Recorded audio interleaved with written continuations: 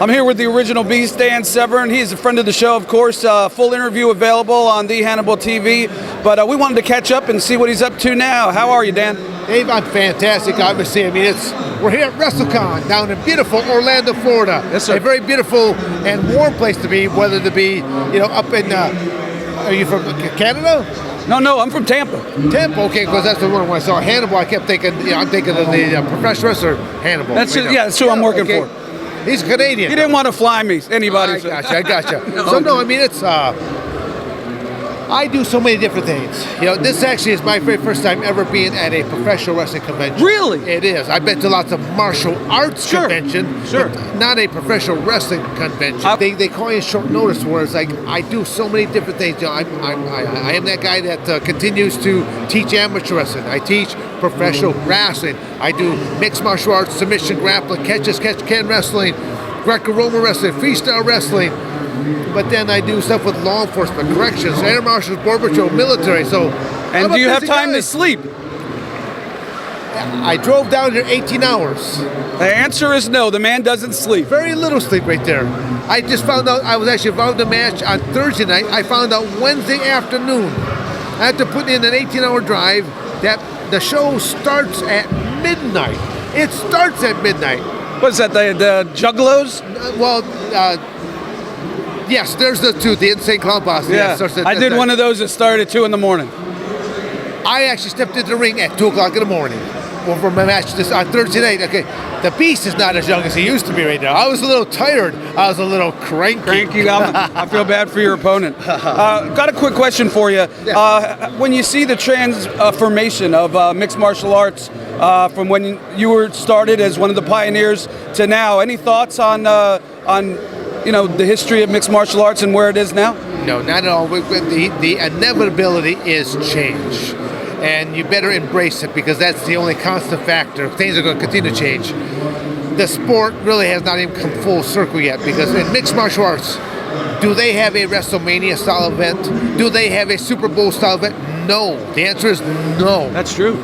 Once they have something like that, the sport will have arrived. But the hardest part is you are dealing with different owners of promotions. Right. So with that ownership, there's a little bit of an ego. No, come on. It's hard to believe that there will be ego. In show business, come on. I do believe I have the only MMA company in the world that is owner, competitor, operated. I have spilled blood in the cage. I know what these athletes want. They want the same things that I wanted. So I'm a very competitor-friendly company. Great to hear it. I appreciate the time that you've given us.